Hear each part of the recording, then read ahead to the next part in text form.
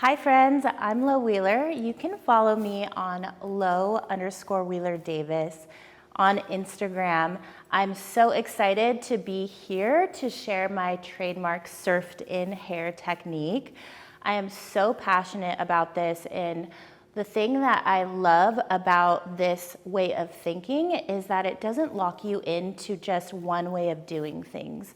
So today we have Olivia here, and we're going to create an insanely dimensional and high impact look for her that is inspired by surf, salt, and this is going to have a lot of interior depth built in. And my objective with everything that I do is to have it be minimal and sustainable. So you're not going to see a really complicated technique.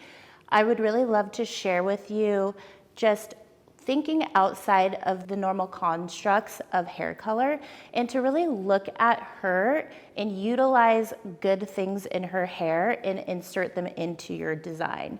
So I always like to tell stylists to take a step back, look at what needs to be done from 5 feet away, and just put emphasis and effort into 1 or 2 main priorities. So we're going to do a balayage technique on her today to achieve this surfed in look.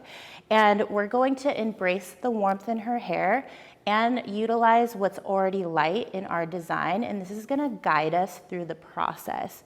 So you're not gonna see me start up one side or up the other side, and we're not gonna do like a diagonal front back foil placement.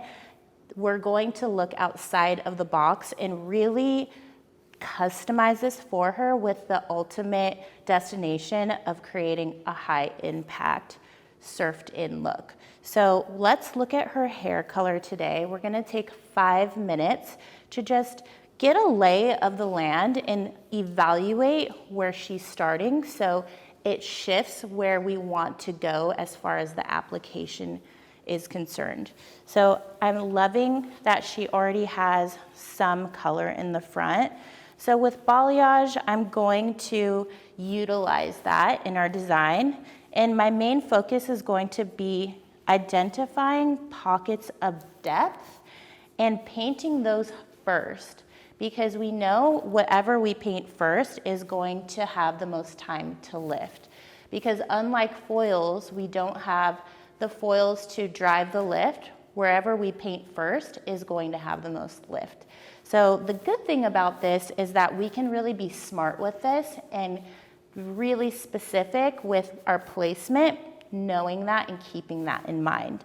So looking at the front of her hair, I think there's a real strong opportunity to create some lightness in here and have that be the first thing that we do, because when you look at the sides of her hair, there's warmth and we obviously want to lighten that up, but because it's already lighter, that means we'll be able to get more significant lift later on as we're in the process.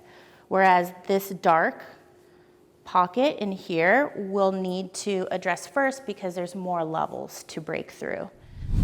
So looking at the back of her hair, keep in mind that her crown needs to have some connection to these tips. So where we're going to start with our balayage is at the darkest area, and the goal is to connect it to the crown and then ultimately connect it to the sides, working towards the front. So if I can have Lauren come out. We have another beautiful client, Lauren. If we were to give her the exact same technique, it would be a little bit more complicated because I would have to play catch up. So because she's starting at a solid base and I would want to see more lightness around her face, I would invert this technique. So whereas I'm starting in the bottom dark areas of Olivia's hair to land in the same result, I would actually start in the front, working back, and then connect to give her a similar look. So oftentimes I don't hold myself to one way of doing things. I really try to look at what's gonna make the biggest impact. So in Lauren's case, I would go in with foils because she's dark and solid. Whereas with Olivia, we have so much to work with, so painting is going to be the path of least resistance and get us a beautiful, harmonious end result without overworking the hair, especially because she has a good amount of hair. If we foiled it all, we could easily be in for a 6-hour transformation. The techniques that I'm going to be showing you today will land us easily in a 3-hour time frame. So whatever you see here, you should be easily able to replicate at your own salon in about 3 hours. For sectioning, I like to keep my sections really large because it just helps me to stay organized. And I know that I will be able to balayage and get a lot of lift in these front sections in a very easy way. So I'm just gonna put them aside and look through all of the length and what is happening around her shoulders. I love to really look at what is going on in the length so that it helps me make really streamlined decisions. So this is going to be saved for the end.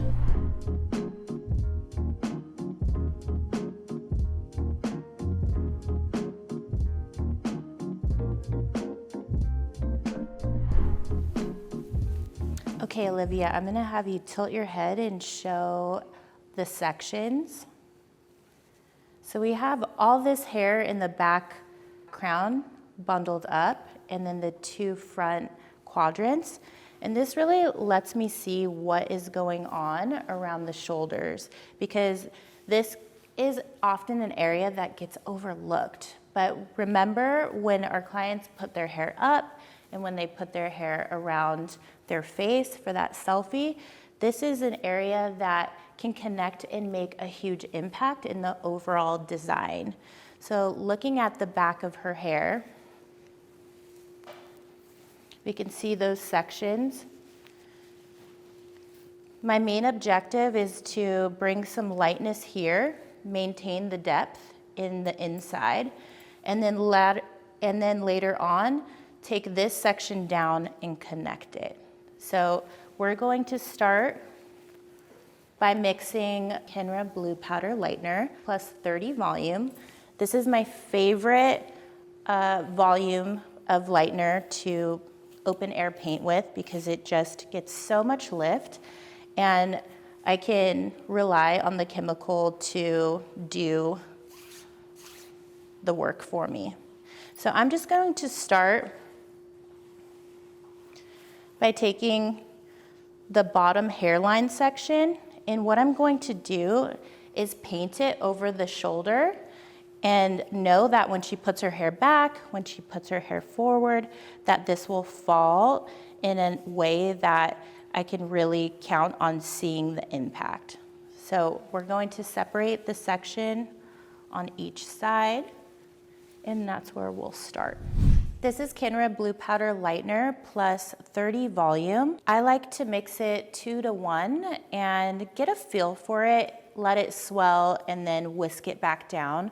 The reason I use 30 volume is it is allowing me to have the most strength possible without plateauing like a 40 volume would.